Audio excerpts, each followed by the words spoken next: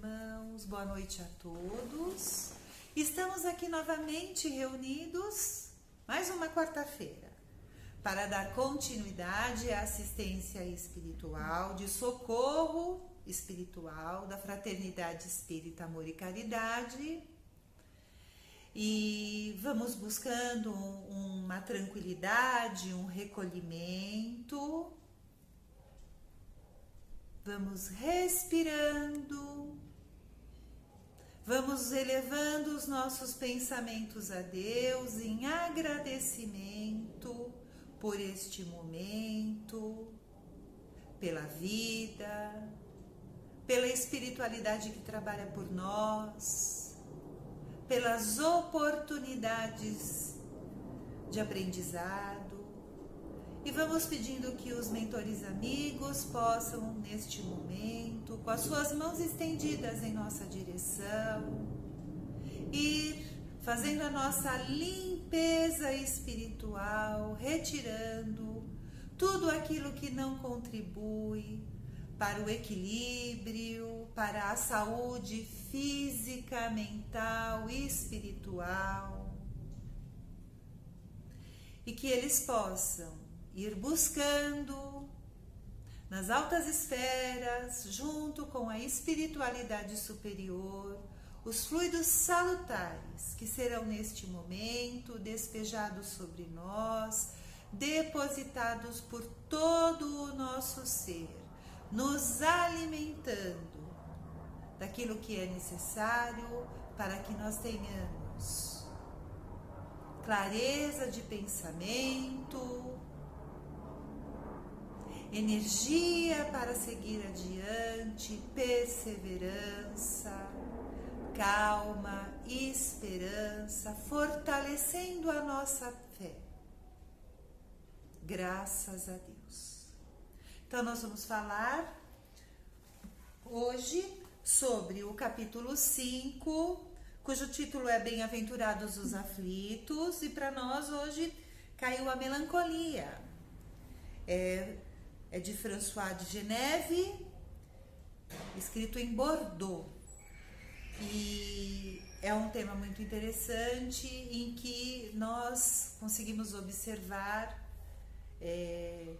o comportamento que é descrito, né, na melancolia em alguns momentos da nossa vida, em nós mesmos ou em pessoas próximas, em que a gente tenha condições de fazer ali uma análise, uma observação mais minuciosa de como a pessoa se sente. É muito mais comum do que se pensa os estados melancólicos. Segundo o dicionário, a melancolia ela é um estado mórbido, caracterizado por abatimento físico-mental, é um estado de grande tristeza e desencanto geral.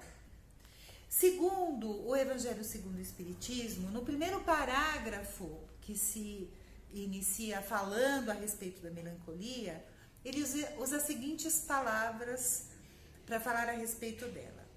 Sabeis, porque uma vaga tristeza se apodera por vezes de vossos corações e vos faz sentir a vida tão amarga? É o vosso espírito que aspira à felicidade e à liberdade, mas, ligado ao corpo que lhe serve de prisão, se cansa em vãos esforços para escapar. E vendo que esses esforços são inúteis, cai no desânimo, fazendo o corpo sofrer sua influência, com a languidez, o abatimento e uma espécie de apatia que de vós se apoderam, tornando-vos infelizes. Bem, a melancolia, ela é um sentimento. E esse sentimento, ele vem com saudade, é uma nostalgia, é uma tristeza, onde ficamos prisioneiros de um certo estado de alma. É um véu que obscurece todo o nosso eu. Nós sentimos saudade do que quando nós estamos passando por um estado melancólico, nós sentimos falta do que nós já vivemos, nós sentimos falta das pessoas que nós vivemos, nós sentimos falta daquele estado que nós temos de leveza espiritual quando nós estamos habitando o plano espiritual. Então, nós estamos aqui vivendo o processo da encarnação, ocupando um corpo físico que nós agradecemos a Deus por tê-lo, porque ele nos serve de morada nesse estágio evolutivo. Então nós temos que amar o nosso corpo, nós temos que ter gratidão a Deus por este corpo, porque ele nos oferece as condições necessárias para a nossa evolução.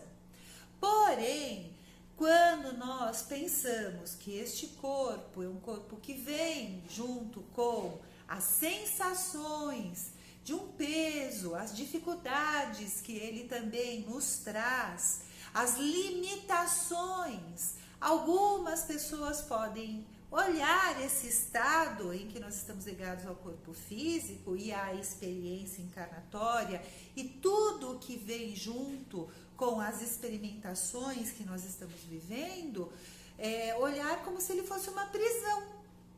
Porque na espiritualidade nós estamos libertos desse corpo em que muitas vezes nós temos que ali ter um esforço para locomovê-lo, em que ele pode nos apresentar, nós temos as dores, né, do corpo físico, as dificuldades de mantê-lo, as dores físicas, tudo isso. Então, quando nós pensamos que na pátria espiritual nós temos ali o nosso estado de liberdade espiritual, entre aspas, né, quando nós podemos viver isso, que nós temos ali os nossos amados queridos que ainda estão na pátria espiritual, nossos irmãos que de lá nos observam e que foram pessoas que fizeram e fazem parte da nossa vida, mas momentaneamente estamos ali afastados. E quando nós pensamos também em todas as experimentações que essa liberdade traz, nós ficamos saudosos disso, né? E isso traz para nós essa saudade, essa tristeza, por causa que nós não estamos vivendo agora, essa tristeza, pensando muitas vezes nessas pessoas, mas isso não, nessas pessoas que estão lá, né? Mas isso não é uma coisa que nós conseguimos, diante de termos a sensação, diagnosticar.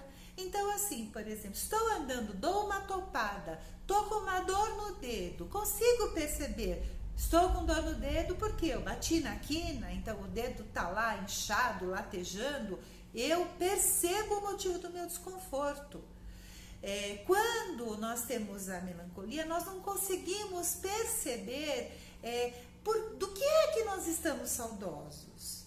Por que que eu estou me sentindo assim? Do que eu estou sentindo falta? A pessoa não tem esta clareza de pensamento para perceber. Como é que a gente resolve? Nós resolvemos esta situação, porque a melancolia, ela vindo com essa tristeza, se nós não nos observarmos e percebermos que estamos entrando por este caminho, a melancolia ela pode ser a porta aberta, o caminho que vai nos levar a estados de depressão, a problemas psicológicos, problemas que nós vamos ter que buscar um psiquiatra, porque estaremos muito comprometidos se nós não tivermos olhos para nos observar, né? E não tivermos também a iniciativa, a energia de falar assim, opa, pera lá, tem alguma coisa errada acontecendo, eu vou buscar ajuda. Mas essa primeira ajuda está em quem? Primeiramente em você mesmo. É você observar. Eu estou sentindo essa tristeza, Eu tenho esta saudade, não sei bem do que, como se aquela coisa que eu nem sei identificar direito fosse tão melhor do que o que eu estou vivendo agora. Mas olha para você. Eu vou tentar olhar para mim. Eu tenho uma família que me ama. Eu tenho saúde. Eu tenho uma oportunidade de ter uma atividade que me dá prazer e satisfação, condições de ter realização profissional. Eu tenho uma cama quentinha, eu tenho condições de conforto, então eu vou ser grato. E quando eu não vou viver, não tenho essas coisas todas, eu vou ser grato. Eu vou ser grato, por quê? Porque tenho fé, porque eu tenho conhecimento dos ensinamentos que Jesus traz para nós. Eu tenho conhecimento que Deus está conosco e nos coloca situações de aprendizado e que são exatamente do tamanho, na medida, no formato que nós necessitamos para evoluir, que eu estou vivendo essa situação que agora para mim é desconfortável e pode vir aí recheada com situações de sofrimento. Mas vou ser grato, porque é através disso que eu tenho que ter fé que eu vou me tornar uma pessoa melhor. Então, quais são os mecanismos que a gente tem para sair desses estados melancólicos? É usar a nossa inteligência, ver as oportunidades, enxergar o bom, o belo, a felicidade. Tudo isso vai fazer com que nós nos fortaleçamos para nós não abraçarmos a melancolia ou sermos abraçados por ela e que ela seja constante em nossa vida. Não devemos nos comportar dessa forma. Observar, opa, peraí, eu estou me sentindo assim, mas isso está certo? Isso vai me tornar forte, apto para seguir adiante? Isso tira a beleza das coisas que eu estou vivendo, isso tira o meu foco de, mesmo diante das situações difíceis, de que eu tenho que seguir adiante forte e grato.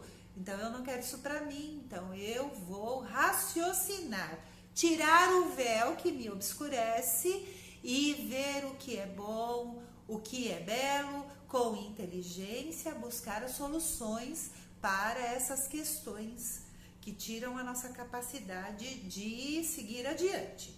Ela causa, como se fosse um vácuo onde temos a dificuldade de raciocinar para percebermos o que está acontecendo conosco.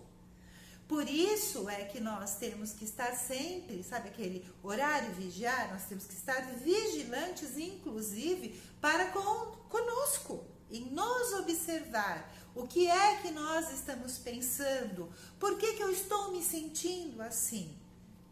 Nós sentimos uma insatisfação com a vida e às vezes nós buscamos, por exemplo, no consumismo, a solução para aquele estado. E quando nós vamos lá, às vezes, e compramos e buscamos as satisfações nessas coisas materiais e tentamos ali naquela ilusão tapar esse buraco e após passar dessa sensação de aparente satisfação, de aparente alívio, nós vemos que os problemas, as sensações continuam exatamente os mesmos, nós ficamos ainda mais abatidos, porque estamos buscando no remédio, na solução errada, o conforto, a solução para o nosso problema. E a solução está em nós nos observarmos a nossa vida, o nosso redor, buscarmos os motivos para a felicidade, buscarmos o trabalho redentor que preenche o nosso ser e não deixa a nossa mente vazia, em que as ideias erradas fazem morada e vão aniquilando as nossas esperanças e as nossas iniciativas de coisas boas para o mundo e para nós. É isso que nós temos que fazer, buscar a melhora, a alegria, buscarmos a realização de coisas boas.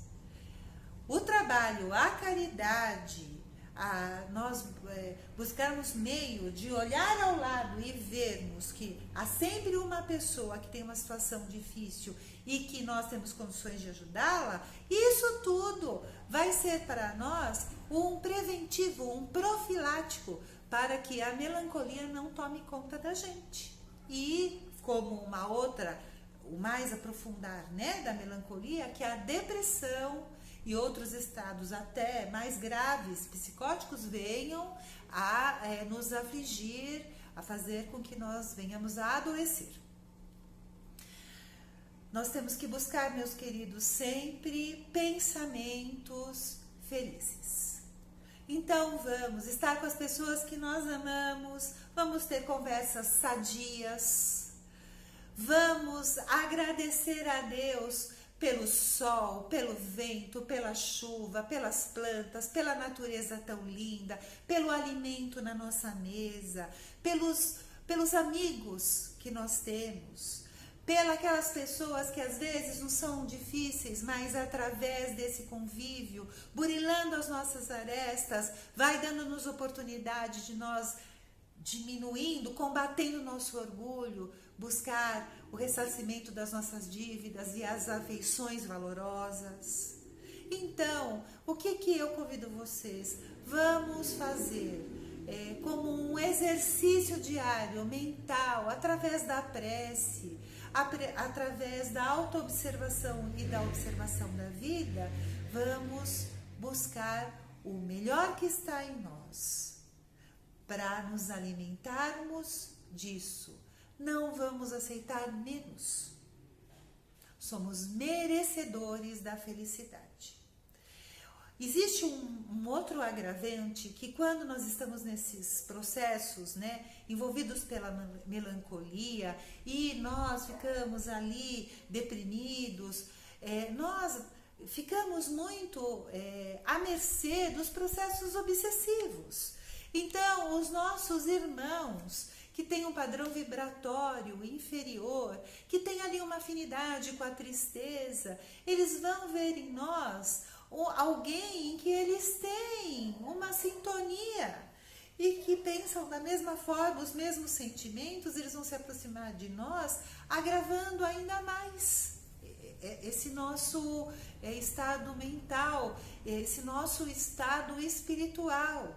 Então, também ficar atentos para isso, para que nós não sejamos presas da obsessão. Vamos também que a nossa mente seja um campo florido de boas coisas, que possa dentro das nossas mentes frutificar os bons pensamentos.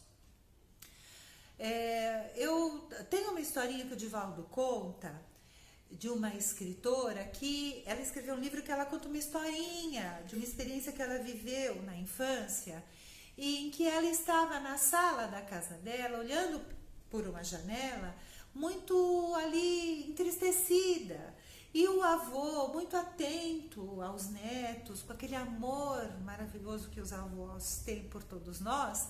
Ele chega perto da netinha e ele fala: mas o que está acontecendo? E aí ela mostra: olha, vovô, no jardim os irmãos mais jovens estavam ali chorando, eles estavam enterrando uma cachorrinha que havia falecido, que eles amavam.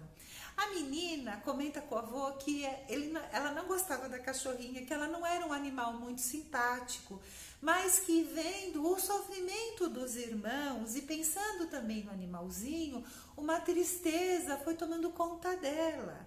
E aquilo estava assim tomando conta do ser dela. Aí o avô pega na mão dela e fala assim: vem comigo. O avô abre uma outra janela.